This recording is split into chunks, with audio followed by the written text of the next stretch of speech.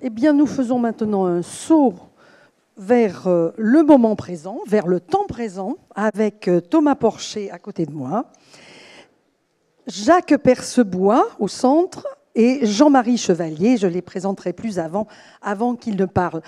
Juste une remarque, car Thomas Porcher a l'honneur et l'avantage de commencer en premier. Et oui, c'est lui qui commence, alors même que m'a-t-il dit, j'ai eu et M. Percebois et M. Chevalier comme professeur ou comme idole. Donc il est très ému et en même temps tout à fait ravi de les revoir. Vous avez écrit, Thomas Porcher, un ouvrage sur les idées reçues sur l'énergie, donc vous allez commencer très fort. Ouvrage paru chez De Buck. Je ne sais pas s'il est en bas. Il est en bas à la librairie? Malheureusement, non, mais il y a d'autres ouvrages. Mais celui-là n'y est pas. Bon, il y a d'autres ouvrages. Un peu moins sérieux, mais il y a d'autres ouvrages. Ouais. De Buck étant un éditeur très sérieux. Donc, Thomas, vous démarrez cette table ronde qui s'appelle « État des lieux » et d'une certaine façon, vous allez à nouveau nous expliquer ce qui a été mentionné hier par Yves Mathieu à la première conférence, cette singularité française, de façon que, à la fois, nous la remettions en tête et que nous soyons capables donc de décentrer notre regard quand on passera avec Jean-Marie Chevalier tout à l'heure à une vision internationale ou avec M. Percebois une vision européenne. Allez-y, okay. Et je serai un dragon pour les horaires parce que nous avons 1h20 devant nous, donc 12 minutes. Aucun problème. Alors bonjour à tous. Donc, on va parler du bilan énergétique français. Et c'est vrai, comme vous l'avez rappelé, qu'il y a une grande singularité. C'est que nous sommes le pays le plus nucléarisé au monde par tête d'habitants. Nous avons 58 réacteurs. C'est un tiers des réacteurs au niveau européen et c'est 12% des réacteurs au niveau mondial, alors que nous sommes moins d'1% de la population mondiale. Notre électricité dépend très fortement de l'énergie nucléaire.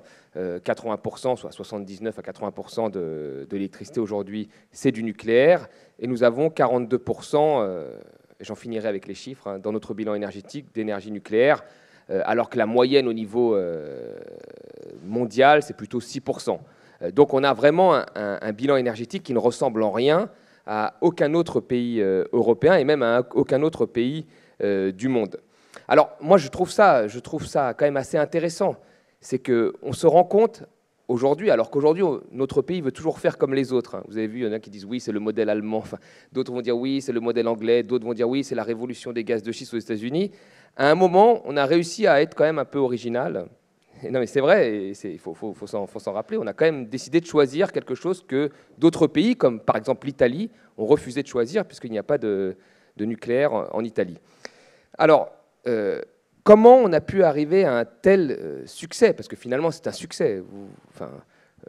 On a quand même énormément d'énergie nucléaire, on a réussi à arriver là où on voulait arriver au départ. Donc il y a eu un alignement des astres. La première chose, c'est qu'il y a eu, et ça, il faut s'en souvenir aujourd'hui, parce qu'aujourd'hui, c'est devenu presque un gros mot, il y a eu une très forte volonté politique. Très forte volonté politique. Et même un consensus politique, de gauche comme de droite. En France, tout le monde quasiment tout le monde, était pro-nucléaire. Ça, c'est une chose qui est importante. Aujourd'hui, quand on parle des renouvelables, on est très loin de ce consensus, très très loin. La deuxième chose, c'est la vision de long terme. Il y a eu une vision de long terme quand on a lancé le plan du nucléaire. Enfin, le coût fixe du nucléaire est très élevé. Ça aurait été plus simple de faire des centrales à gaz ou à charbon, surtout qu'à l'époque, le climat, ce n'était pas vraiment important. Mais on a choisi de faire le nucléaire pour d'autres raisons, et on ne l'a pas choisi parce qu'on avait une ressource.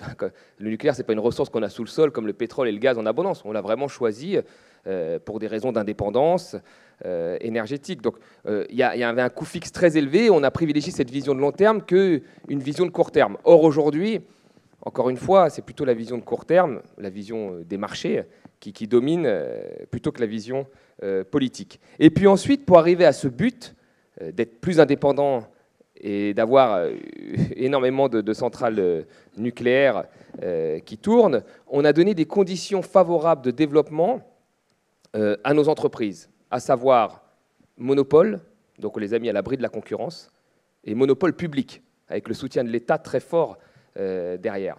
Et donc c'est toutes ces conditions qui nous ont permis d'arriver aujourd'hui à ce quasi-monopole du nucléaire dans notre bilan énergétique. Alors le problème, c'est qu'aujourd'hui, moi je trouve que cette méthode était très bonne, puisque le résultat est là, cette méthode était très bonne. Et pour moi, il faudrait appliquer la même méthode aujourd'hui, mais sur les renouvelables.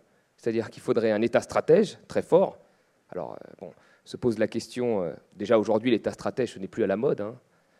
Aujourd'hui, c'est la libéralisation des marchés de l'énergie. Depuis 1990, voilà, c'est plutôt le marché qui doit décider qui est le vainqueur. Bon, alors on est dans des conditions, pour moi, extrêmement défavorables pour les énergies renouvelables, parce que vous avez des énergies qui sont déjà en place, qui sont développées avec des monopoles et avec une force publique qui les soutenait. Et aujourd'hui, on demande aux énergies renouvelables d'être en concurrence avec ces anciennes énergies qui sont déjà développées et qui sont développées, comme je dis, dans un environnement favorable. Donc l'État stratège n'est plus à la mode. Aujourd'hui, c'est le marché qui décide. Même si on aide un peu les renouvelables, c'est vrai, à ce qu'elles pénètrent les marchés via des mécanismes de soutien. Mais ensuite, c'est quand même le marché qui doit faire le tri naturellement entre les énergies anciennes et les énergies nouvelles. La deuxième chose, c'est, même si l'État stratège n'est plus à la mode, et même s'il revenait à la mode, je ne sais pas pour quelle raison, est-ce qu'il y a un stratège dans l'État? Ça, c'est une autre question. Il faut quand même la poser. Je ne suis pas sûr qu'aujourd'hui, il y ait des gens qui aient des visions de long terme, comme il y a eu à une certaine époque en France.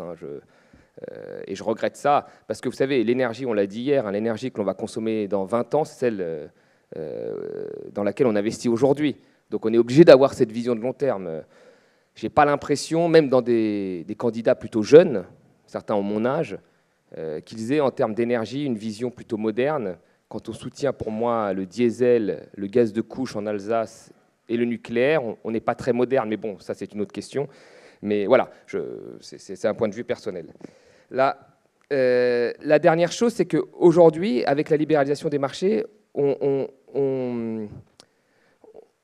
essaie de mettre sur l'énergie, qui a besoin d'une vision de long terme, des investissements de long terme et une consommation également rigide, parce qu'on ne change pas d'opérateur d'énergie ni de voiture en fonction des fluctuations des prix de marché sur le court terme, c'est qu'on veut calquer cette logique de court terme sur une vision de long terme, ce qui ne fonctionne absolument pas. On le voit bien aujourd'hui, c'est-à-dire qu'à un moment, il fallait investir dans des centrales à gaz, donc nos énergéticiens ont investi massivement dans des centrales à gaz, et puis le charbon était moins cher, donc ils n'utilisaient pas leurs centrales à gaz. Aujourd'hui, le gaz est moins cher, donc ça redevient intéressant, et donc on nous dit que le nucléaire n'est plus intéressant. Enfin, Areva et EDF avaient chacun des missions qui étaient quand même données par l'État. Dès qu'il y a eu la libéralisation, elles se sont mises à se concurrencer, à vouloir empiéter les unes sur les autres. Enfin, c'est quand même le marché aujourd'hui, c'est quand même je vais utiliser un mot un peu bizarre, mais c'est quand même un grand bordel aujourd'hui. Enfin, non, mais c'est vrai. Et le problème, c'est que ça met en danger l'équilibre du système énergétique européen, avec des risques de blackout. Donc je ne pense pas que ce soit la bonne solution, en tous les cas, au marché de l'énergie. Enfin, appliquer de manière religieuse, quasi religieuse, la libéralisation au marché de l'énergie, pour moi, c'est une grave erreur. Déjà parce qu'aucun des bilans énergétiques au niveau mondial sont développés via le marché.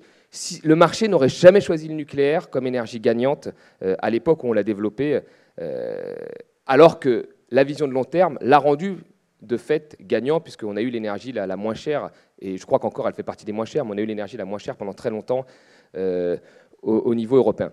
Donc voilà, aujourd'hui, pour moi, nous sommes face à un carrefour avec deux décisions, deux voies possibles. La première, c'est l'allongement des centrales. Est-ce qu'on les allonge? Parce qu'elles ont 32 ans d'âge moyen, elles ont été prévues pour 40 ans. Alors, est-ce qu'on les allonge de 50, 60 ans? Pourquoi pas? Bon, ce qu'il faut savoir, c'est qu'il y a un coût à les allonger. EDF, le grand carénage, c'est 50 milliards. Et qu'on devra les démanteler quand même dans 10 ans. Donc, on reporte... voilà, on devra le faire quand même dans 10 ans. Et la deuxième chose, c'est que, malgré tout, en termes de nucléaire, même si aujourd'hui, ça bat un peu de l'aile, nous sommes quand même regardés dans le monde, puisque nous sommes le pays le plus nucléarisé. Et donc, si nous augmentons de 20 ans la durée de vie de nos centrales, moi, j'ai très peur que dans quelques années, quand on aura commencé à les fermer d'ici 20 ans, j'espère, une à une, progressivement, bien sûr, que des pays émergents se disent « Ah, bah tiens, regardez, les Français ont augmenté la durée de vie de leurs centrales de 60 ans, bah, moi aussi, je vais faire pareil en Chine ».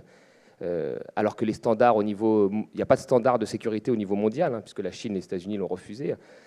Donc c'est des centrales parfois qui sont un peu plus low cost que les nôtres, hein, et qu'on les fasse vivre 60 ans en disant oui, vous avez fait la même chose, donc nous on veut le faire. Et vous savez ce que disait Ban Ki-moon, hein, la sécurité nucléaire est un bien public mondial. Donc moi, je veux dire, quand on parle de centrales nucléaires, l'ASN, l'autorité de sûreté nucléaire, même si elle a sorti en disant qu'il y a eu pas mal de falsifications, enfin, c'est un organisme extrêmement sérieux, etc. Et on le voit bien, là, ils ont fermé des réacteurs parce qu'ils les jugent pas sûrs. Mais il n'y a pas d'équivalent de l'ASN dans beaucoup de pays émergents qui aujourd'hui veulent avoir recours au nucléaire. Et moi, j'ai très peur que dans quelques années, il y ait ces centrales low cost qui continuent à fonctionner et qui nous disent « Attendez, ne nous faites pas la morale puisque vous avez fait durer vos centrales jusqu'à 60 ans ». Ça, c'est la première chose. Donc, la première voie est celle-là. La deuxième voie, et c'est la voie moi, que je préconise, c'est vraiment de faire comme on a fait pour le nucléaire, parce que ça a fonctionné, mais d'organiser ce basculement aujourd'hui vers les renouvelables. Alors, ça va se faire progressivement. Ça ne pourra pas se faire comme ça du jour au lendemain.